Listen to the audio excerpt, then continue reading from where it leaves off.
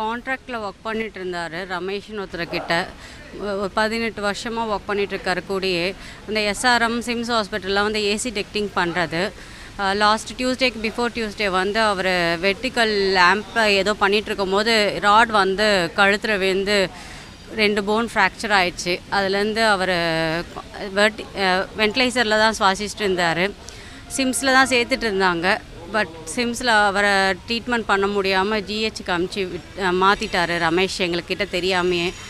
ஜிஹெச்சில் ட்ரை பண்ணிட்டு இருந்தாங்க. நேற்று தான் இறந்துட்டார்.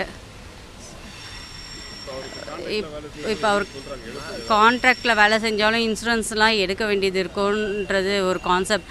அதை கூட அந்த ரமேஷ்க்கு தெரியாமல் எப்படி ஹேண்டில் பண்ணுறாருன்னு தெரியல.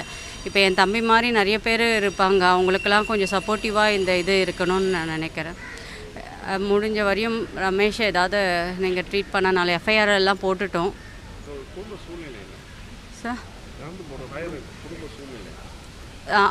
அப்பா வந்து கேன்சர் பேஷண்ட்டு, அம்மா வந்து கொஞ்சம் ஹேண்டிகேப்டு நோண்டி நடப்பாங்க. நான் திருவண்ணாமலை கிராமத்தில் தான் இருக்காங்க. முடிஞ்ச வரையும் அவன் தான் எங்கள் அப்பா அம்மாவை பார்த்துட்டு இருந்தது. நான் கொஞ்சம் சப்போர்ட்டிவாக இருந்தேன். இப்போ எங்கள் அப்பா அம்மா எப்படி இருப்பாங்க, என்ன பண்ண போகிறாங்கன்னு தெரியல. 2 பேரும் ரொம்ப இதுவாக இருக்காங்க.